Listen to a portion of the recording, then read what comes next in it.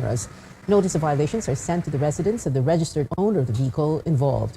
A lawmaker now wants to look into NCAP, saying it's becoming a source of corruption. Here's George Gilas with that story. The public utility vehicle sector has been complaining about the no-contact apprehension. This is among the reasons why the Land Transportation Office or LTO is calling on local government units implementing the NCAP to suspend it for the meantime. That needs to be reviewed kasi naaabuso po yun, prosesong yan. In some areas po dati ang bayad lang is 150 pesos. Ngayon naging 2,000 pesos. Bakit ang laki for a no-contact apprehension? The LTO adds that based on its initial inquiry, fines imposed by LGUs are higher because they share the payment with their technology providers. I think they're engaging a service provider on this, the one who invested on the CCTV, etc. So, yan po ang sinabi ng LGU na 60% of the fines goes to their service provider. The agency adds PUV operators also suffer since they will have to settle the fines if drivers fail to do so. Admitted naman kami na meron talagang mga pasaway na driver, alam mo naman yon. Pero ang mangyayari sa'yo, pag umalis sa yung driver sa dami ng huli, ang napiperwisyo operator because we are the one paying. Dahil pag hindi kami nagbayad, how can we register? The Metro Manila Development Authority has been implementing the NCAP since 2016. From January to May this year, the MMDA has recorded over 52,000 violations, most of them disregarding traffic signs and obstruction. The cities of Manila, Valenzuela, Parañaque, and Quezon City all utilize the NCAP. Congressman Ace Barbers now wants its implementation investigated. He says while the concept of the policy is good, the system is clearly being abused. The NCAP implementation gave rise to more questions than answers. It took a life of its own and became a problem by itself, an additional burden and a source of corruption institutionalized by the state. The MMDA says it will cooperate should the matter merit a legislative investigation. George Cahiles, CNN Philippines. Could a cable car ride over Metro Manila's traffic be a reality soon? Senator Robin Padilla is suggesting this along with other measures to solve the perennial traffic problem. Padilla proposed the idea in a plenary session after Senator J.V. Ejercito stressed the need to improve railways and upgrade train systems. Meron pong isang nauuso din ngayon na kung tawagin po nila ay ropeway. Ito po yung paggamit ng cable. Nais ko din po sana na maimungkahi po sa inyo na ito po ay bagay din sa Pilipinas, lalong-lalo na sa Metro Manila dahil sa traffic. Ito po yung mga cable car. Opo. Padilla briefly suggested the cable car concept and agreed that railways and train systems are best for Filipinos, citing the country's geography. Padilla, however, said he only offered the idea in response to Ejercito's speech and did not elaborate or reveal plans about this system. In 2018, then Transportation Secretary Art Tugade floated the idea and the French government later financed a feasibility study for the system. A Senate panel holds a hearing on various issues hounding the energy sector such as power outages, high electricity prices, and measures that need amending. Amor Santos reports. Palagi na nga brownout pagdating sa singilan ang taas ng bill ng kuryente. At kapag hindi nakabayad on time, pinuputulan agad. Pwede ba, Secretary Lotilla, do something about that? Lawmakers grill Energy Secretary Rafael Lotilla on the recurring power outages and higher charges in the provinces. Lotilla says while power reserves are enough approaching the cooler months, assuming no sudden breakdowns of power plants. But summer months, I have to tell you that I'm beginning to have also not only, I'm not going to say nightmares, but concerns about that. And we will do our best precisely to address the stranded power out there. Like in Negros, it's stranded because, and in Bataan. Citing his experience running an industrial ice production business in Cagayan de Oro City, Senate President Mig Zubiri says businesses are struggling with the high cost of electricity in Mindanao. Boss, paano ka naman magsasurvive na kumpanya kung o MSME kung 16 to 18 pesos per kilowatt hour? Eh dito sa Manila, 9 pesos per kilowatt hour. Let's not fault this administration because I also support this administration. The President gave us the marching orders. Baba ang presyo ng kuryente. Lotilla says the government cannot afford to subsidize electricity. He adds the goal is to tap into new energy sources, including nuclear and tidal, but these are costly and need time to develop. We should not ban technologies, but we should set standards. Meanwhile, Senate Minority Leader Coco Pimentel wants a standard format in electric billing statements to make it easy for consumers to understand, while Tulfo wants a list of government officials with links to electric cooperatives. Kapag nagreklamo yung taong bayan, pupunta sa kanila, walang ginagawang aksyon ng mga kooperatiba dahil ang kanilang padrino ay mga matataas na opisyales ng probinsya. Lotilla says the DOE is not an intelligence or investigative body, but adds the agency will look into this. Amor Santos, CNN Philippines. Less than 2 weeks before the new academic year kicks off, education officials appeal to parents to avoid enrolling their children at the 11th hour.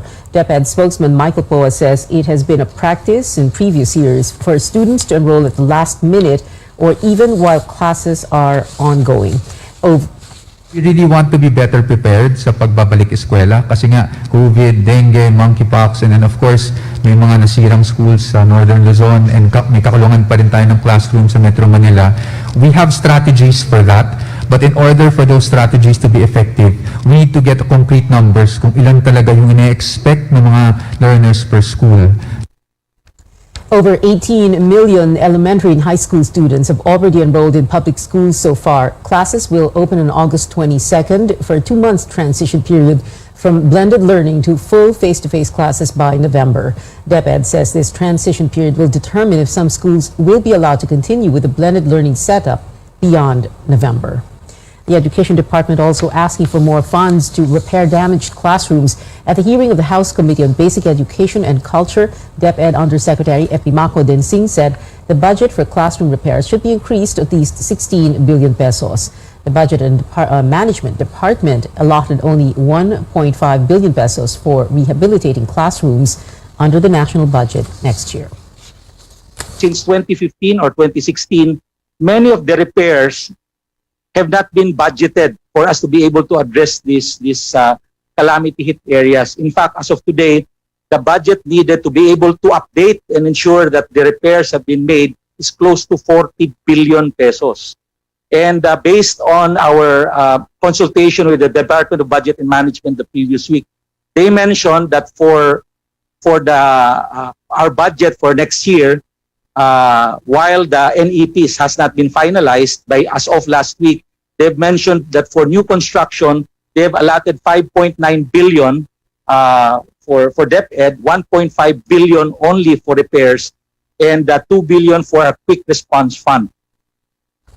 Densing says there is a shortage of 91,000 classrooms nationwide. He says the agency is working on interventions such as holding classes in shifts and constructing temporary learning spaces. When we come back, Metro Manila's 1-week COVID-19 infection rate slows down, but infections are seen to peak next week. And President Bongbong Marcos appoints a new Overseas Workers Welfare Chief and other seasoned officials in the Migrant Workers Department. Keep it here on News 9.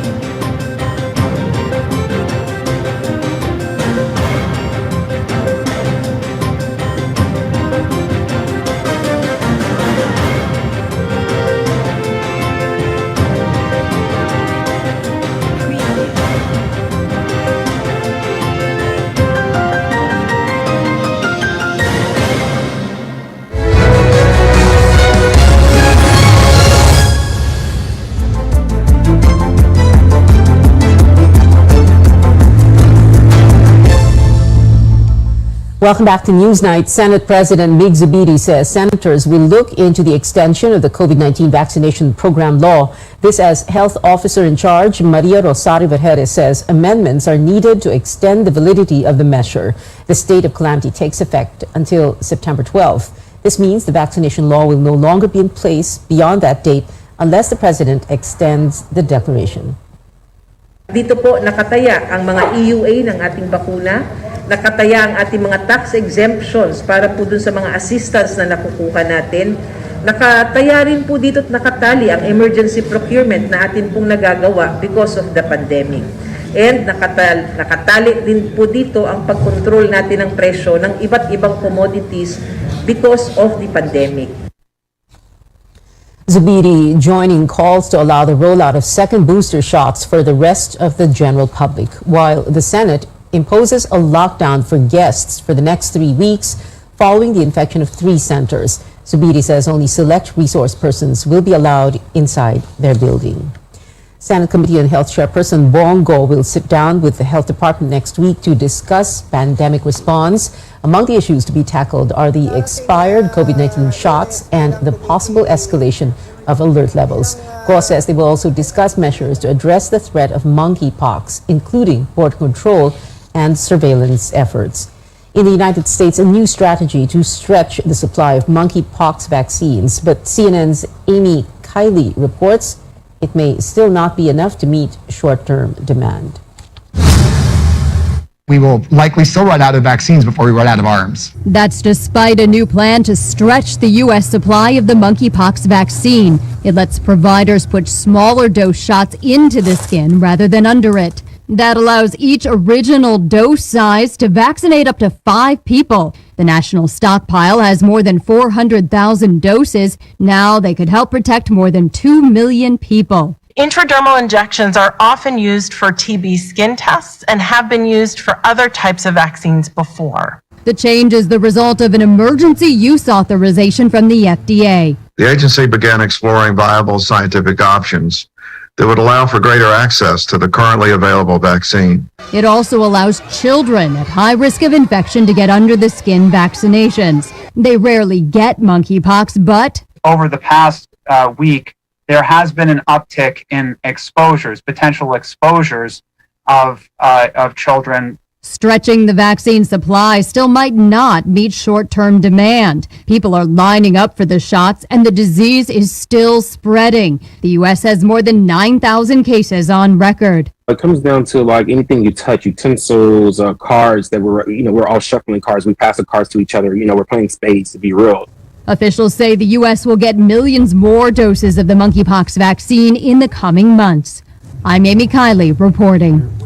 The U.S. declared monkeypox a public health emergency last week. Now, back here at home, the number of COVID-19 cases in Metro Manila may peak next week, but the Octa Research Group says it still has to monitor the trend. Octa says the one-week growth rate in the capital went down to 5% as of August 9 from 14% on August 2.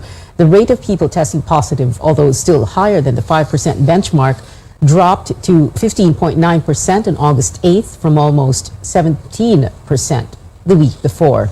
Octa earlier said the COVID-19 wave in the country may last until the Burr months, with provinces seeing very high positivity rates.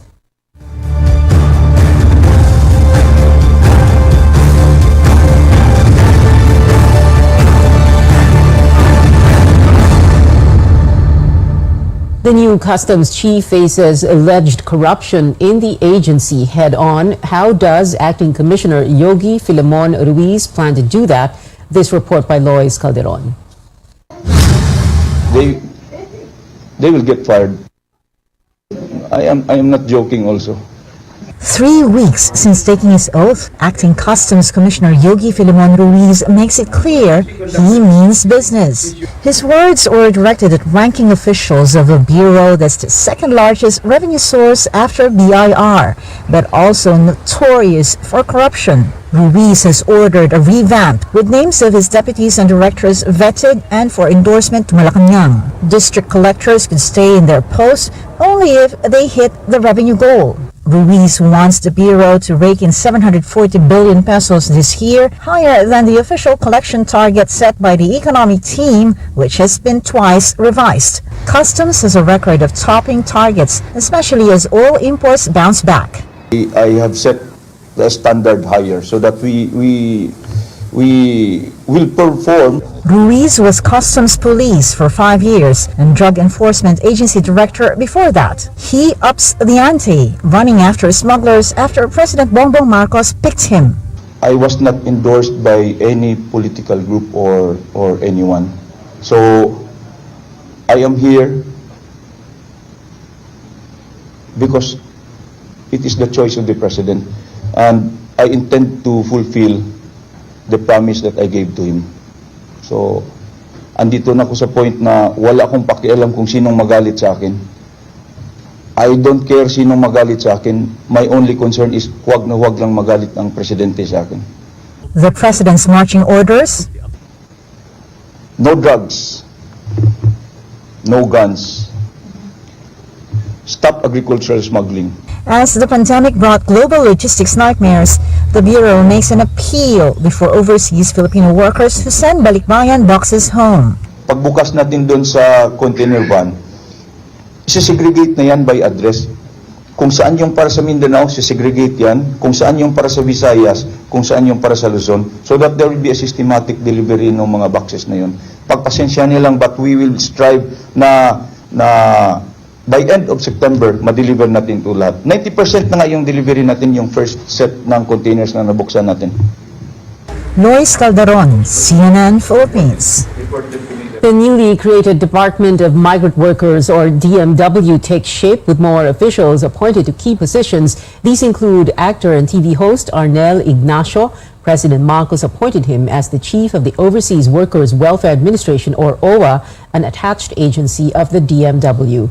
Ignacio previously served as OWA Deputy Executive Director and Deputy Administrator during the Duterte administration. He replaces Hans Kakdak, who will now be one of 4 new undersecretaries of the DMW. Bernard Olalia, also appointed as DMW Undersecretary. He will continue serving as officer in charge of the Philippine Overseas Employment Administration until the DMW is deemed fully constituted upon the approval of the 2023 budget.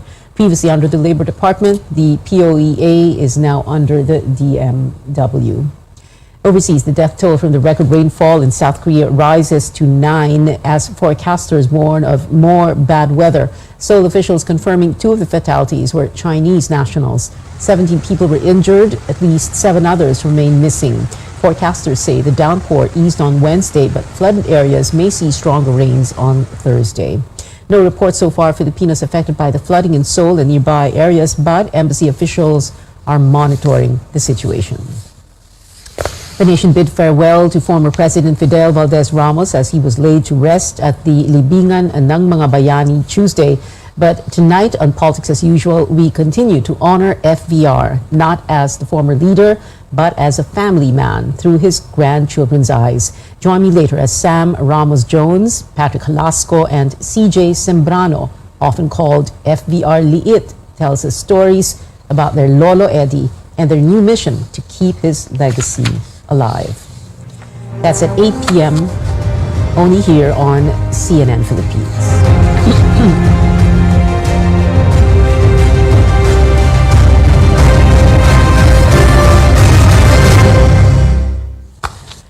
More stories ahead on Newsnight. Meralco wins against San Miguel in today's PBA Philippine Cup semifinals game, while the Magnolia Hotshots faces off with defending champion TNT Tropang Giga. And the long wait is over for Blinks as Blackpink finally announces the release of their new album. You're watching CNN Philippines.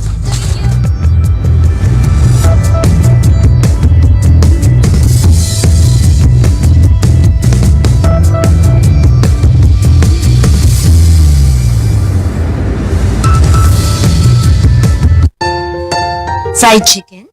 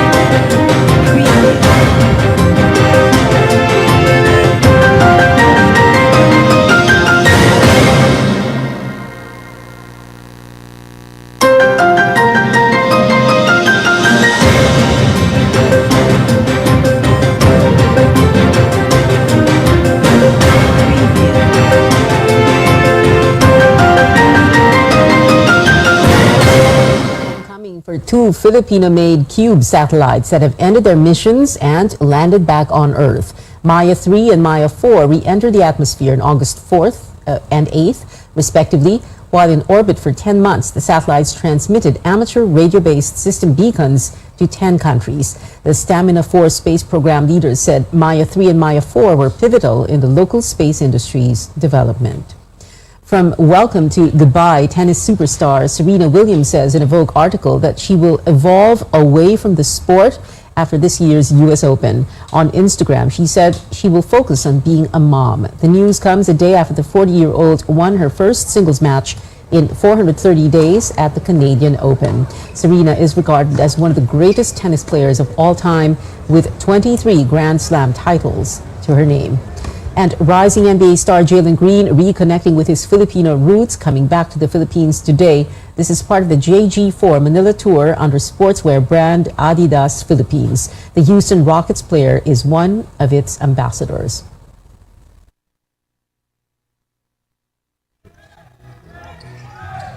The Ateneo Blue Eagles proving their might on the global stage, dominating a World University Basketball Series match by a whopping 86 points. The collegiate squad crushed Indonesian team Universitas Pelita Harapan yesterday 125-39 in Tokyo, Japan. Ateneo's game versus National Chengchi University in Taiwan is underway. It is official, 7'3" cager Kai Soto will suit up for Gilas Pilipinas for the fourth window of the 2023 FIBA Basketball World Cup Asian qualifiers. The Samahang Basketball ng Pilipinas says it's thankful for Soto's proactive response to the call to play for the flag. Here you see a jumper, nice touch from Kai Soto, open. And in the PBA Philippine Cup semifinals, the Meralco Bolts managed to tie the series again at 2 each. Meralco beat the San Miguel Beermen 111-97 at the Araneta Coliseum in Quezon City. And in another semi-series, TNT Tropang Giga is ahead in the first quarter of Game 4, 18-15. Tropang Giga holds a 2-1 lead over the Hot Shots. The semifinals resume on Friday with TNT facing Magnolia at 3 p.m. and San Miguel playing against Meralco at 6. Members of the NU Lady Bulldogs speaking up after their shocking release from the national women's volleyball team that was supposed to compete at the ABC Women's Cup this month. Pauline Versosa tells us how the players are reacting to the sudden decision. Shocking and painful. That's how players of National University described their sudden removal from the national women's volleyball team. In a letter dated August 7th, the Philippine National Volleyball Federation released all NU players who formed 12 of the 14-woman pool, citing that they may not perform at their best level due to restrictions and conditions that hinder training and overall program. This, despite the players already training for 3 weeks under national team head coach Jorge Souza de Brito for the ABC Women's Cup later this month. So, nagulat po kami lahat. Sabi, ganun-ganun sa isang iglap, wala na pala tayo sa national team. Parang after all, na lahat ng teams, tinalikuran yung invitation, tas kami, parang kinut short namin yung time namin with our families and friends, ganyan, para makapagpahinga after UAP. Para dito po sa national team. Tapos, ganun lang din po yung mangyayari. Players say the removal came immediately after they declined to play as a last-minute replacement for Japan in the semifinals of the Premier Volleyball League. The notice from the PNVF coming only 2 days before the tournament, raising concern among the Lady Bulldogs on their preparedness with their current training condition just at 70%, with some players still nursing injuries. Para lang yun sa namin safety din. Parang, syempre, ibang level na yung lalaroan namin. Yung AVC, iba't ibang bansa yung makakalaban namin. And hindi lang sila basta-basta players. So, kung hindi maayos yung preparation, di ba nga, sabi po nila, if you fail to prepare, you're prepared to fail. So, yun po yung kinakatakutan namin mangyari. NUT manager Mariana C. Diet also stressed management simply acted upon the sentiments of their players with the welfare of the student athletes in mind. I really don't know what they mean by restriction and condition, but the program was really 5 weeks for ABC, nothing in between. It's really written, it's Asian Volleyball Confederation Cup, so that's the expectation of all the team. May ano si Coach George na if you don't play for PBL, you cannot play for ABC. So siyempre, ito mga bata, iyak yan. Players expressed dismay after pouring much time and effort, even answering the call of the national team when others begged off. For now, they say they just want to move forward and shift their focus back on their title retention bid in the UAAP. Nakakasad lang po kasi parang hindi po na-appreciate siguro on our part, on our end, na lahat po ng effort. Tapos, parang mali pa po namin. Hindi naman matatapos yung volleyball sa ganitong sitwasyon. And let's just hope na things will get better. In our heart, we really wanted to help the PNBF. To Mr. Susara, to the rest of the stakeholder of PNBF, we will still support you. 100% yan. PNBF. Ang hope ko lang, baguhin naman natin yung sistema at saka programa. Yun lang, baguhin lang talaga natin. Hindi tayo pwedeng ganito. The eventual champions of the PVL will instead represent the flag in the ABC Women's Cup, taking place from August 21 to 29 at the Phil Sports Arena. Pauline Verzosa, CNN Philippines. Speaking to CNN Philippines Sports Desk, the National Volleyball Federation President Ramon Tatsuzara commenting on the issue saying, quote, "When you lend your players to the national team, you must follow the plans and programs," unquote, adding that the Lady Bulldogs would play for the country if they really wanted to. And moving on to K-pop, time to set the date. Blink's Blackpink's second full album, Born Pink, is arriving on September 16th. This is the Kill This Love singer's first record in nearly 2 years. A pre-release single called Pink Venom comes out next Friday. And that is it for now. Join me again on news.ph at 7 p.m. and on Politics as usual at 8. I'm Pia Ontiveros for Newsnight, where we go above and beyond the headlines.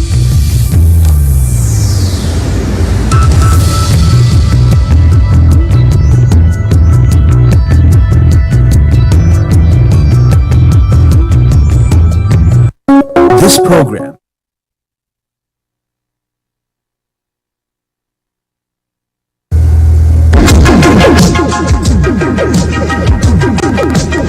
RPN, Radio Philippines Network Incorporated, DXKO. 13 sa Sinday Utso sa bayan sa inyong radyo. RPN DXKO, ang Radyo Ronda dili sa Dakbayan sa Cagayan de Oro. Sibiyahan na may galaon sa katawhan, andam na serbisyo sa tanan. Ang RPN DXKO Radyo Ronda, sakop sa KBP, kapisanan ng mga broadcaster ng Pilipinas.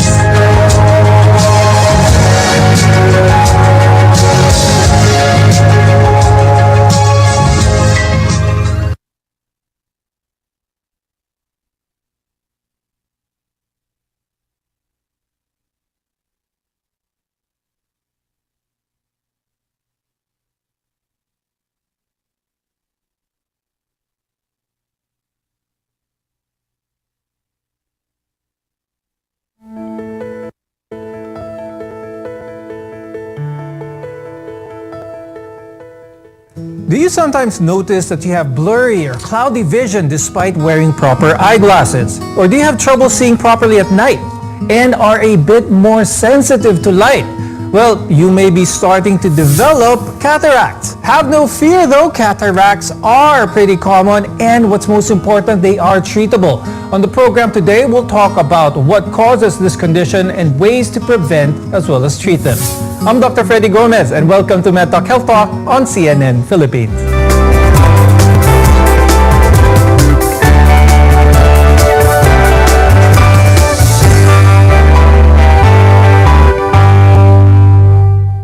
When the lens in your eye, which is normally clear, starts to become foggy or cloudy, a cataract may be developing. Our guests are here today to tell us more about this condition. With us is Dr. Arnold Salud. He's an ophthalmologist and vitreoretina specialist from the Medical City and American Eye Center.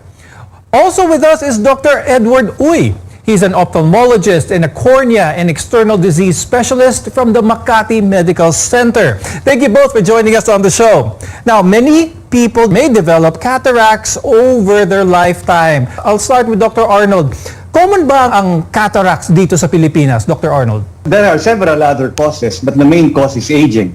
So if we will take into consideration aging, it must be just about the same with any other country.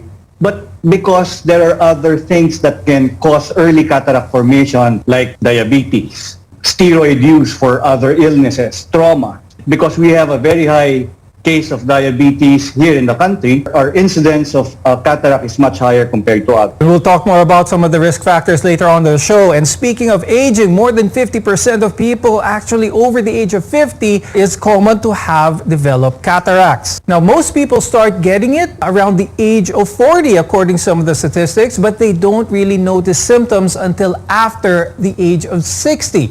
Now, the condition is a real concern for all of us as we get older. But there are some factors that can make you more likely to develop it. Now, Dr. Dado, who are more prone to having cataracts? So first and foremost, the elderly population are at risk. So anyone 60 and up have a higher likelihood of developing a cataract. People who are medically not normal in the sense that they have a medical illness will be also more prone to get it earlier. Now, Dr. Dado, we all know that smoking is linked to a lot of diseases, heart disease, lung disease, but some of the studies also show that it's also linked to some eye problems as well, including cataracts. Could you explain this a little bit for us? So smoking affects the body in a way where no one really realizes how severe it can be. So if it affects the eye, usually cataract is one, macular degeneration is another. Now, in fact, the United States Food and Drug Administration reported that people who smoke are 2 to 3 times more likely to develop cataracts. So quitting smoking cigarettes can significantly reduce your chances of developing it. Now, most cataracts are related to aging, as what was mentioned by our guests, but there are also some types that can develop during childhood or due to other health problems. Dr. Arnold, who else can be affected by cataracts, and how often does it occur in people below the age of 40? When you're young, there's also what we call congenital cataract. So you can be born with it. And as mentioned, people might not notice that they are starting to have cataract, but that's the importance of seeing your doctor, especially if you have other illnesses in your body. Dr. Arnold, let's touch on the trauma part a little bit that causes cataracts. Can something like corneal abrasions, like wearing contact lenses for long periods of time, can this be classified as a trauma that can lead to a cataract in the future? Strictly speaking, no, because with corneal abrasion, you just touch the front part of your eye. Again, I always try to compare the eye with a camera.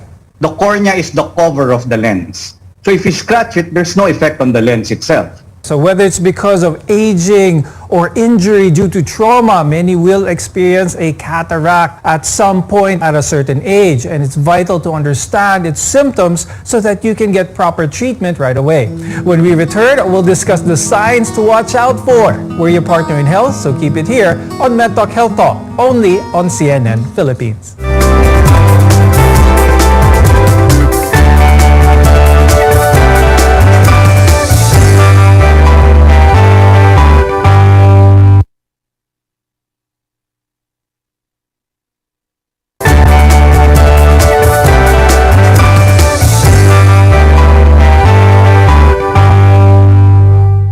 I'm Dr. Freddy Gomez and welcome back to MedTalk Health Talk on CNN Philippines. More than 50% of people over the age of 80 may develop a cataract, and they occasionally occur in young people as well, but not that often. So it's when the lens of the eye becomes foggy or cloudy, which can lead to blurry vision or vision loss if it prolongs any further. Now, Dr. Dado, let's talk about what to expect at first when someone develops or starting to develop a cataract. Ano yung mga unang simptomas na mararamdaman ng isang tao? Yeah, for people who don't wear glasses, they automatically will complain of their vision getting cloudy. For people with glasses, they will often feel that they need to change their glasses, even if they just replace their lenses recently. So your vision getting blurry, or if your glasses like getting foggy, that's the presentation of a patient with a cataract. Dr. Dado, both eyes ba are affected at the same time when it comes to cataract, or is one eye usually affected first? Usually, it's one eye affected first, but eventually the other eye will get the same symptom. Now, eventually, the area of blurred vision is likely to grow as your lens becomes more and more cloudy. Now, Dr. Arnold, tell us more about the progression of the symptoms. What is the time frame before we feel slight symptoms to a person's vision loss is already apparent?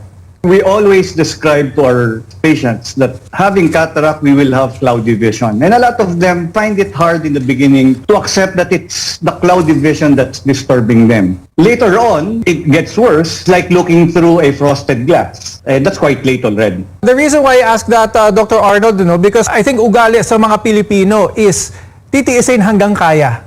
So what is the best time? Is earlier better than later in this case when it comes to cataracts? Well, to me, two things. We always discuss levels of cataract, but there's some form of subjectivity to it. No, An early cataract for one person may not be that early for another person. So at the end of the day, I think it all depends on the person himself or herself. No, if he or she feels that the quality of life has changed, then the cataract has to go. And the only way you'll find out really is if you visit your doctor. Yes, that's true. To emphasize to our viewers, if you notice anything that changes and affects your quality of life, always have yourself checked. Dr. Dado, we talked a little about some of the risk factors, but let's go through some of the causes of cataracts. What was mentioned, of course, is diabetes, and having it can make you more vulnerable to cataracts. Tell us more about this, Dr. Dado. Is this a case of all diabetics, or are there certain parameters which may prompt someone who is suffering diabetes to develop cataracts? It's more of those people who are undiagnosed diabetes, people who are diabetic, diagnosed but with poor control. The longer you're diagnosed with the disease, the higher the chance for you to develop a cataract. So diabetes in essence doesn't only affect the lens, it can also affect the retina. So some people would feel that their vision is changing, but in reality, sometimes it's not purely a cataract, but retinal disease. So they need to see their doctor for that. With the case of cataracts, will someone feel any pain while a cataract is developing? Let's talk about that. Basically, initially, probably just the glare to light, darkening of their normal vision, eventually blurring, but cataracts don't usually cause pain unless it's a very mature or hyper-mature cataract in elderly people and the angle of the eye closes and develops a glaucoma. So that is true. So that is why if you have cataract symptoms, pain may not always be there, but please consult your doctor right away. Now, Dr. Arnold, walk us through how someone is properly diagnosed to have a cataract. You can diagnose it two ways, by talking to your patient. And the best way really to diagnose it is the instruments that we use in our clinic. We have very specific instruments that can visualize the lens of the eye. And just looking at the lens, we can tell you if it has become cloudy already. Now, Dr. Arnold, can cataracts be properly diagnosed kapag pumunta sa mall, dun sa paggawaan ng mga eyeglasses, or where do you recommend a person be properly diagnosed when it comes to cataracts? Our partners are optometrists who handle the optical shops that you find in the mall. Okay, we would usually go there if we think that the eyeglasses that we wear are not functioning the way we want them to be. So it's either your grade has changed because you're growing older and your grade can actually change, or your vision is deteriorating because your lens is starting to become cloudy. So if that is the case, when your optometrist tries to get your grade via refraction, they'll find it hard. So eventually, they'll direct you to the friendly ophthalmologist as well. Now, cataracts can and will worsen over time, so your doctor will most likely recommend surgery for the treatment. More on this when we return. Your health is our mission here on MedTalk Health Talk. You're watching CNN Philippines.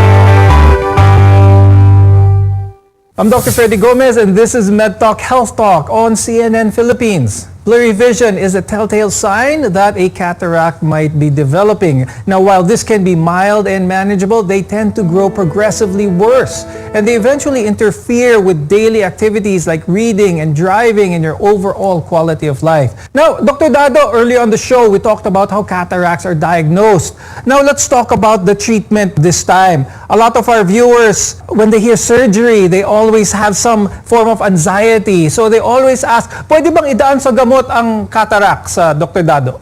Not all cataracts needs a surgery right away.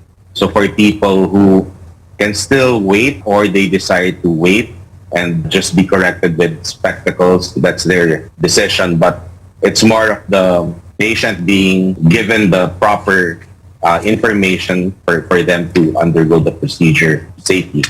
Okay, so Dr. Dado, what you're saying is surgery is the best option when it comes to cataracts, but during the initial stages of an early cataract, yung medyo blurry pa lang ang vision, surgery can be held further down if corrective lenses can still compensate for that blurriness. Is this also applicable for those, like what we talked about earlier, those who are younger than 40, those who have probably a genetic predisposition to cataracts? Does the treatment follow the same for them as well, Dr. Dado? So for people with a genetic problem like developmental cataract, they usually get blurred vision slowly. So it's a slow progression to the eventual surgery.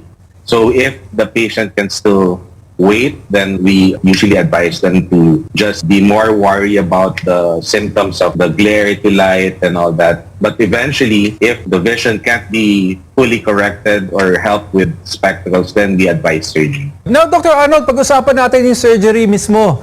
Ang number one tanong dyan, masakit ba ito, Dr. Arnold? Again, for our audience, there are several kinds of surgeries for your cataract, no? Yung naririnig po ng mga pasyente natin, it's not that painful, but compared to the newer technology is quite painless. May kanya-kanyang lamang po yan, but the common denominator would be it's not as painful as our patients imagine them. Dr. Arnold, will those undergoing cataract surgery be able to see a drastic difference in the quality of life, in the level of vision that they can get back? Definitely. There's an element of magic in it, in the sense that people come in with very cloudy, poor vision. They go home close to the vision that they will get in the next few days. They can see the difference already even prior to going home. So cataract surgery now is much different than it was years before. Yan ang sinasabi ng mga guests natin. So the comfort level is much improved, as well as the level of improvement that you will get with your eyes. Now, Dr. Dado, pag-usapan naman natin ang recovery dito. What is the downtime for someone who has undergone cataract surgery? People who undergo surgery, since it's topical anesthesia, they can usually see right away. So it's not something that they have to stay in the room for, they can't go out and all that. They just need to wear some protective goggles during the day to protect them from any possible trauma to the eye. And they usually see immediately well the next day. Usually the healing period is about a week or two, and then full healing in 6 weeks. How long can that person go about by their daily activities, Dr. Dado? For people with no strenuous activities, they can usually go to the office immediately the next day, although we still advise them to be really careful with regards to things that they read and if they need to carry something to the office because of possible trauma and something hitting their eye. But they can eventually start their normal activities the next day. And Dr. Arnold, for someone who has gone through cataract surgery, should they be worried about the cataract recurring? Cataract doesn't come back. Okay, so it's a one-time thing. Once removed, it doesn't come back. That question probably emanates from some patient experiencing that they get the blurry vision again months or years after cataract surgery. Basically, the lens that we place remains clear for the rest of their lives. There's something that happens on the bag, the thing that holds it, that makes it a little bit cloudy again, but gets fixed in a few seconds, that we laser eventually later on after surgery. Dr. Edward, we've explained thoroughly how the main risk factor of having cataracts is aging, but a lot of people may be wondering, meron bang kinakain ng isang tao that may lead them more prone to having cataracts? Does diet have a role in cataract formation? With regards to food, probably not. But some people take something like a steroid to help them build up their muscles. Those medications like steroid can produce cataract early in a person's life. So we just need to be careful with regards to medications or anything that we take in, because sometimes we don't know the ill effects of what we take. Now, before we go, I'd like to get some parting messages from the two of you. I'll start first with Dr. Arnold. Do you have any message for our viewers? Cataract is inevitable because it's mainly because of aging. There are many other causes of cataract, specifically diabetes. So, bottom line, take care of your health. Accept the fact that aging will cause cataract. Take care of your health so you don't develop it sooner than expected. Very good. And of course, Dr. Dado, any parting message for our viewers? Dr. Arnold and myself are here to help you. So doctors are not here to for you to be afraid of. So just a reminder for you to see your doctor so that we can help you with cataract if ever you have one, for better vision and better quality of life. And we definitely know more about cataracts today with this episode, thanks to the two of you. So thank you very much, Dr. Arnold Salud and Dr. Edward Uy, for being with us today and sharing your information with all of us. I'm Dr. Freddy Gomez, and thank you for watching MedTalk Health Talk. We'll see you again next time.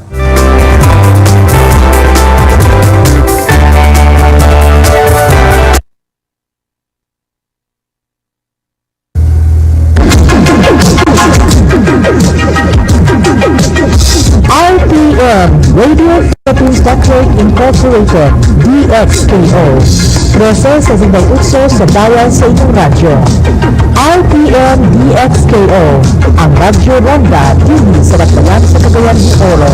Sidyahan na may galaon sa katawan, andang na serbisyo sa tanan.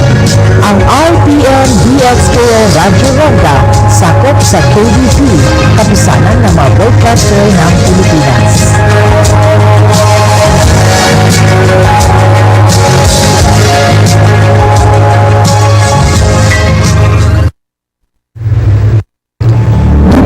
Ng tanan nga dili paghihapon og kumpiyansa sa hulga sa COVID-19. Inay, angay nga ipadayon ang hustong pagsunod sa minimum public health standards sa ilawom sa Alert Level 1. Ang pahinumdom sa Department of Health nga kanunay magsuot sa haom nga face mask, magpabilin nga naa sa well-ventilated o hayahay nga lugar. Sa panahon nga makasinatay sa mga simptomas, diha-diha mag-isolate. Para sa dugang proteksyon laban sa hulga sa COVID-19, gilayon magpabakuna kita sa booster. Alang sa dugang impormasyon, bisitahi ang website sa Department of Health sa www.doh.ph/COVID-19 tracker. Mensahe gikan sa DOH ug sa RPN DXKO Teleradyo Cagayan de Oro. SMC San Miguel Corporation. Bisag unsang industriya ang sudlan niini, tinguha sa SMC ang pag-uswag o paglabo sa mga Pilipino. Karon, gikan sa SMC, aniya na ang SMC Davao Cement. SMC Davao Cement. Gama sa Davao para sa Mindanao. SMC Davao Cement. Ato ni Bay. O, anyari sa'yo? Ba't nakasimangot ka? Alam ko na. Masakit ang katawan mo, ano? Sa sobrang trabaho? O di kaya masakit ang ulo sa sobrang stress? Break ka muna. Hinga ng malalim at imasahe ang ulo mo gamit ang Herbalaya Liniment Oil. Ako rin ganun eh. Kaya pag mataas ang tensyon sa trabaho, mag-Herbalaya break ka muna. Herbalaya Liniment Oil. Amoy na kaaya-aya sa bawat pahid. Hindi Di inaasahang pangangailangan ng pera? Sa M. Lulier, walang hassle, walang problema. Kung may sasakyan ka, fill up ka lang ng application form. Plus, photocopy ng OR at CR sa sasakyan mo. At kung may motorsiklo ka, dalhin mo lang ang motorsiklo mo para sa appraisal. Plus, valid ID. Isubmit agad ito sa pinakamalapit na M. Lulier branch. Hintayin ang approval at kung approved na, may pera ka na agad. Ang ML Quick Car Loan ay available sa lahat ng branches nationwide at ang motorcycle loan ay available sa piling mga branches.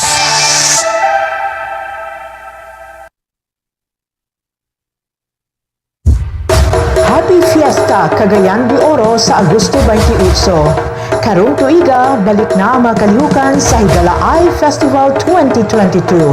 Mao nga, balik na ang kasadya sa Carnival Street Dance Competition, Higalaay Street Parade and Flows, Kahimunan Trade Fair, Religious and Fluvial Procession, Agri Fair and Garden Show, Miss Cagayan de Oro o daghanan pa ang mga naandan nga programa painungod sa patron sa syudad, Senyor San Agustin. Viva Senyor San Agustin! Ang pagpasalamat alang sa kalinaw, kalambuan o maayong panglawas sa tanan. Greetings gikan sa RPN DXKO Teleradyo Cagayan de Oro.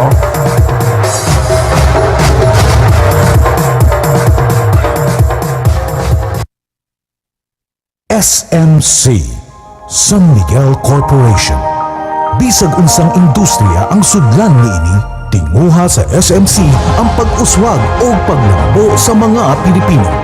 Karon, gikan sa SMC, aniya na ang SMC Davao Cement. SMC Davao Cement. Gama sa Davao para sa Mindanao. SMC Davao Cement. Ato ni Bay. SMC, San Miguel Corporation. Bisag unsang industriya ang sudlan niini, tinguha sa SMC ang pag-uswag o paglambo sa mga Pilipino. Karon, gikan sa SMC, aniya na ang SMC Davao Cement. SMC Davao Cement.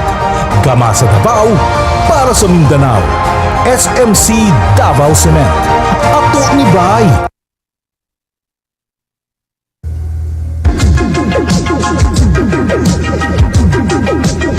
RPN, Radio Philippines Network Incorporated, DXKO.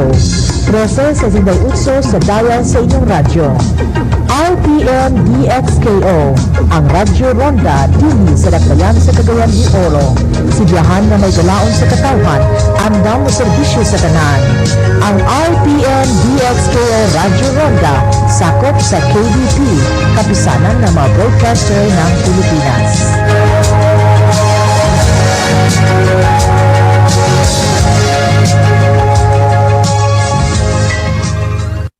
Niya kasi daw yung nakakapag-exercise pa rin yung kanilang lola. Si Lola Angelita pala ito. Nag-thank you din siya sa umaapaw na suporta. Wow, congrats po. Ayan. Gusto lang natin. Ganun pa rin ka-responsive yung utak niya. The fact na nakapagpaabot pa siya ng diba? At saka ginagaya niya yung nakikita niya, 'di ba? Push me yan. Parang diba? mas okay pa nga siya maglakad sa akin. Para may kilala nga ako. Ayan na nga, partner. Ako, bago pa tayo maubusan ng oras, ayan, maraming salamat po kay Lola. Kasi pinapakita pa yung video natin niya kanina. Anyway, bago tayo magtapos, eto na muna. Syempre, bago tayo magpaalam sa ating mga viewers at tagapakinig, eto na muna po ang aming verse of the day.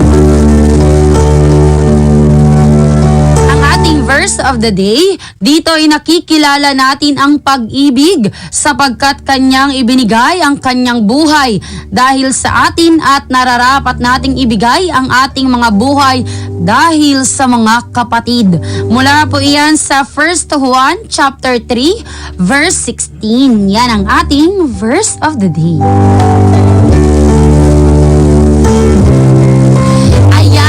Ako, partner, nabutan na tayo ng oras. Kulang na kulang talaga isang oras. Pero, huwag kayong mag-alala. Meron pa tayong isa bukas. Yan. Thursday pa bukas. Oo.